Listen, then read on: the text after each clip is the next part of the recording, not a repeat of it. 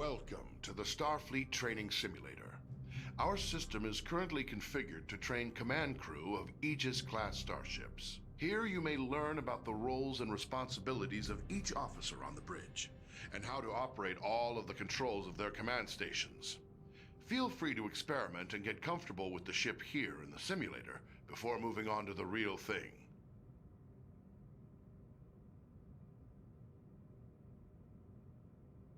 As helmsman, you are the ship's navigator, responsible for maneuvering the ship and navigating within and between star systems. Your crew depends on you to get the ship wherever needed, to avoid collisions with hazards in space, and to maneuver for tactical advantage in combat situations. Your local map can be used to mark ships and objects as waypoints, to check your proximity to hazards, and gauge when you are close to being detected by hostiles. Touch any target on the map to select it.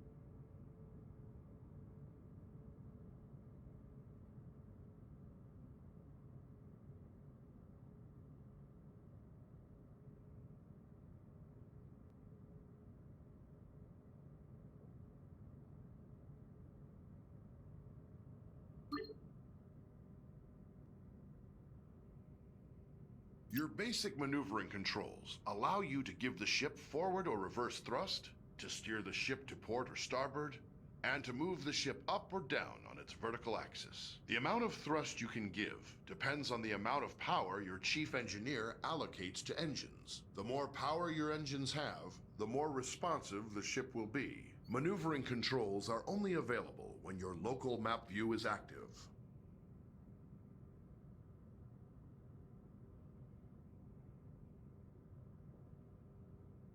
The throttle controls your speed and also allows you to reverse or make a full stop.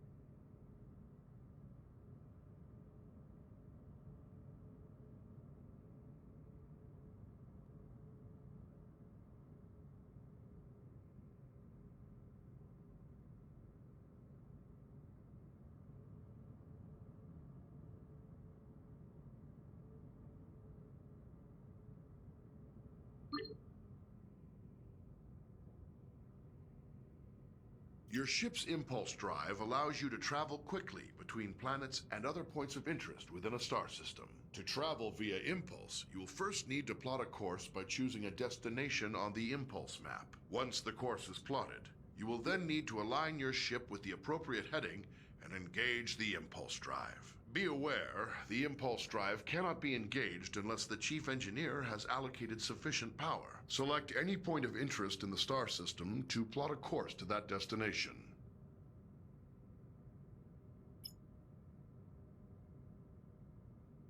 Now return to the local view and steer the ship to line up with your plotted course.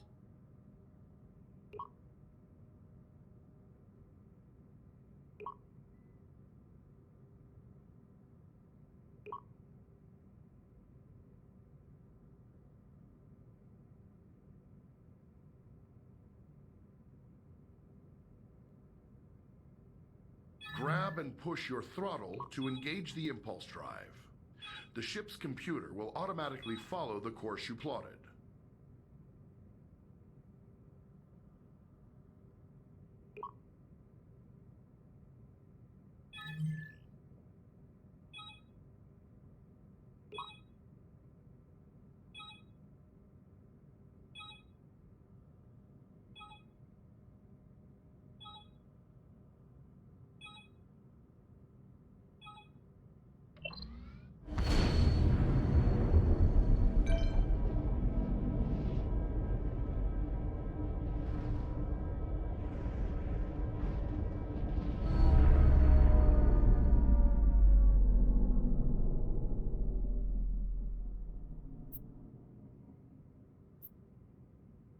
The ship's warp drive can distort space around the ship to propel it faster than light across the vast distances between star systems. The tremendous amount of energy needed for warp travel will require you to coordinate closely with the chief engineer. To travel by warp, it is your responsibility to plot a course by selecting a star system on your warp map. When the course is plotted, you will need to align the ship with the proper heading. Before you can enter warp, your chief engineer will have to prepare the ship and charge the warp coils. Select a star system to plot a course to it.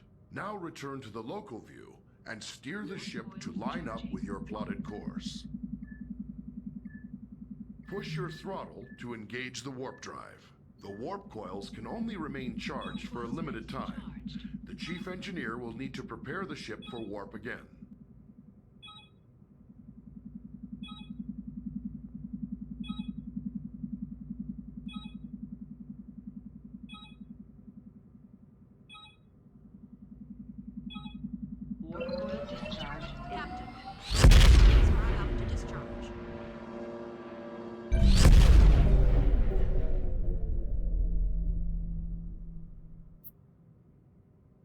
Various systems of the ship affect how easily other vessels can detect the Aegis. The Aegis is designed to avoid detection at ranges where other Federation vessels would be easily visible to another ship's sensors. As helmsman, the more thrust you are using, the farther away the Aegis can be detected. On your local map, you'll see a ring that expands and contracts as the ship's signature increases or decreases.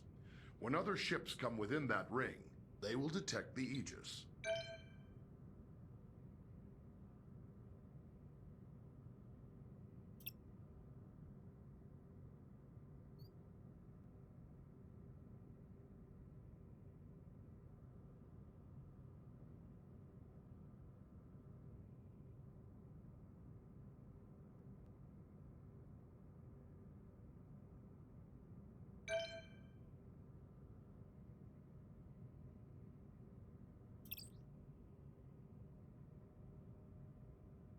As the tactical officer, you are in charge of the ship's weapons, defenses, and scanners. In combat situations, you must coordinate with the rest of the bridge crew to protect the ship and deal with any threats to it. But you also have a crucial role in non-combat situations. It is the tactical officer's responsibility to scan nearby ships and other objects in the environment to reveal vital information about them. In order to scan anything or to fire on it, you must first target it. To select a target, simply select the appropriate icon on your map. Once you've selected a target, a display will show all currently known information about your selection. Target a nearby ship by tapping its icon on the map.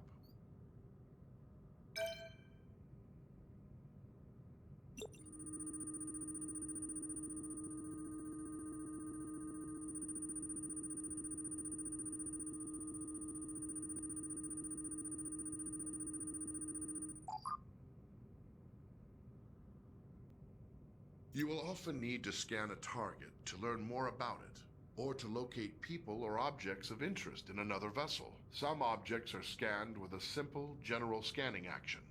This happens automatically when the object is targeted. More complex objects, like other ships, can be scanned for specific properties, such as the locations of any weak points in a ship's system. When an object has many features to scan, scanning them all at once is much slower than scanning a single specific system. Scanning is required before it's possible to transport people or cargo off of another vessel, or before being able to target weak spots of an enemy's ship systems. Target a nearby ship by tapping its icon on the map. Here you can select what systems you want to scan. Scanning a single system will always be faster than scanning multiple at once. Also, the closer the ship is to the target, the faster you can scan. Scan the ship's engines now to reveal their status, and any weak points which would allow you to damage the engines directly.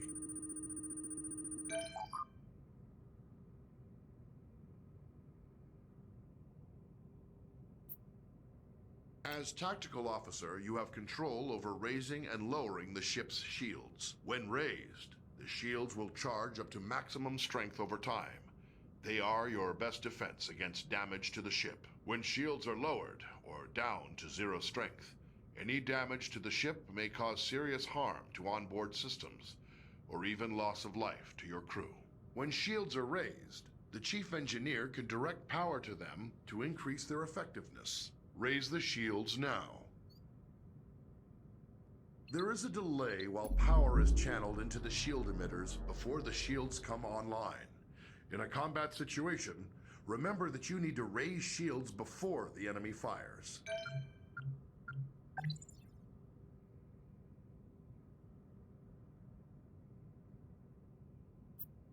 Photon torpedoes are a devastating weapon. They can automatically track a moving target and deliver heavy damage on impact. However, before you can fire them, you must first give the order to arm them. Arm your torpedoes now. Each torpedo tube takes time to load. Your supply of torpedoes for any mission is limited, so use them wisely. Target the nearby ship and fire torpedoes at it.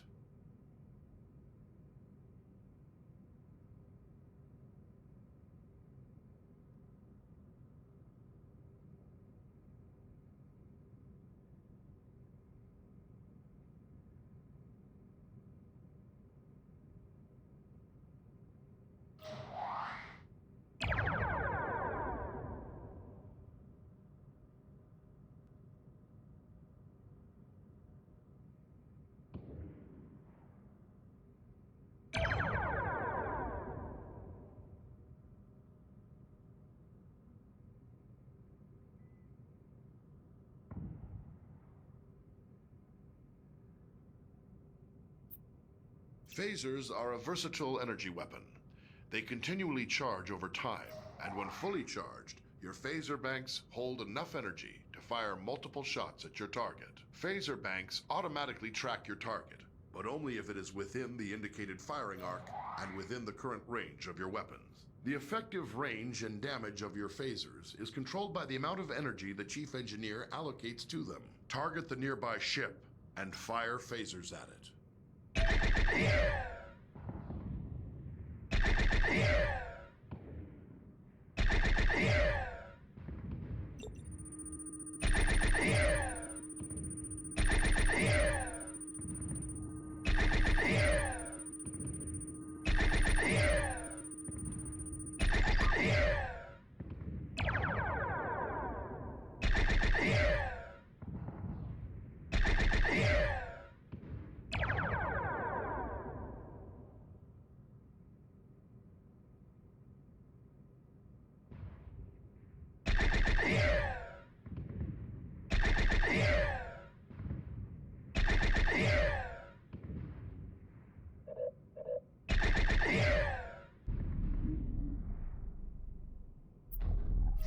Phasers can be used to precisely target weak spots of another vessel. To use this ability, you must first scan the desired subsystem of a target, such as its weapons or engines. Once scanned, you must then select that system.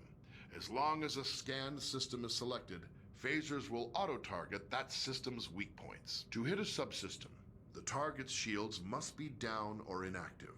Second, your ship must be correctly facing the targeted point. If the target's shields are raised, or you are attacking from the wrong angle, firing in subsystem targeting mode will do minimal damage. When dealing with other ships, targeting individual systems is a good way to disable them or neutralize a threat without outright destroying the ship. This may sometimes be necessary to accomplish your mission objectives. Target the nearby ship and scan its weapons systems. Scan the ship's engines now to reveal their status and any weak points which would allow you to damage the engines directly. Now select the ship's weapon systems to lock on to their weak points. Your phasers are now in subsystem targeting mode. Fire them for a precision attack. Until the target's shields are down, you will not be able to hit the targeted system.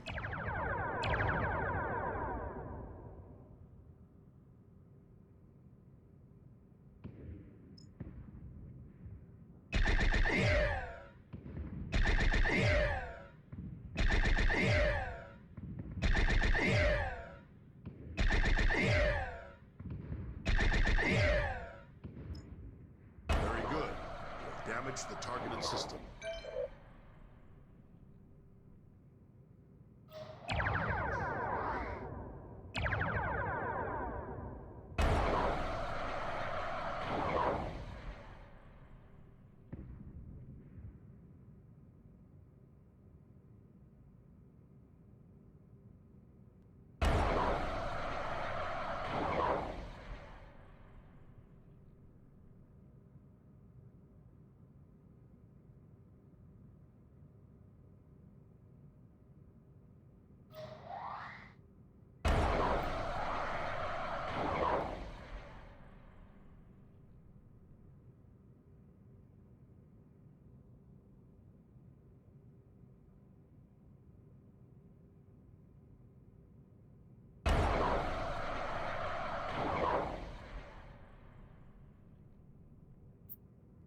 Various systems of the ship affect how easily other vessels can detect the Aegis. The Aegis is designed to avoid detection at ranges where other Federation vessels would be easily visible to another ship's sensors. As tactical officer, arming torpedoes, firing weapons, and activating shields will each make the ship detectable from greater distances. To reduce the ship's signature, disarm torpedoes and lower shields now.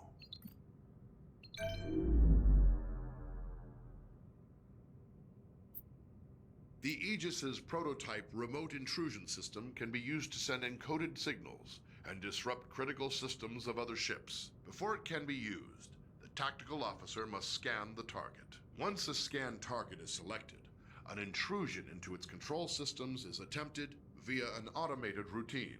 If successful, you may then choose to attempt any of the available disruption routines to temporarily cripple a specific system. Activate the remote intrusion system. Target a nearby ship by tapping its icon on the map.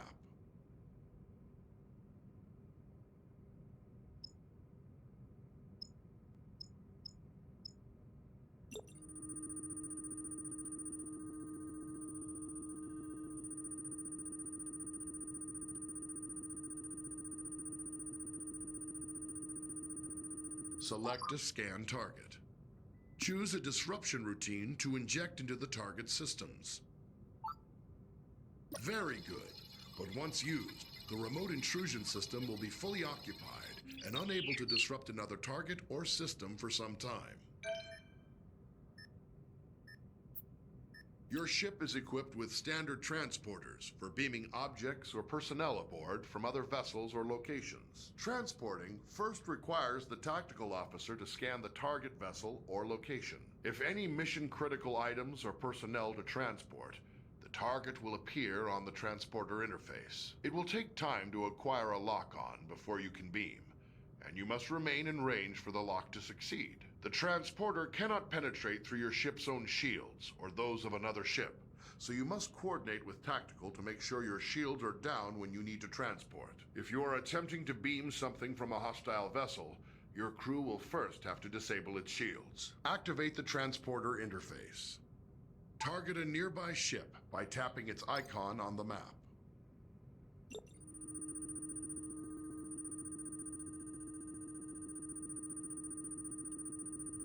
Select the damaged ship from the list of targets. Lock on to the survivors aboard the ship to prepare for transport. To lock on, your ship must be in transport range and unshielded.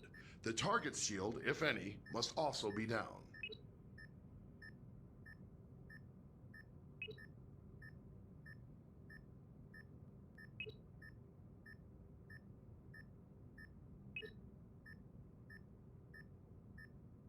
You have transporter lock on the survivors. Give the order to energize. The survivors are now safely aboard the Aegis, but you can only transport 6 at a time. Anytime there are more than 6 targets to transport from a single vessel, you will need to perform multiple transport cycles.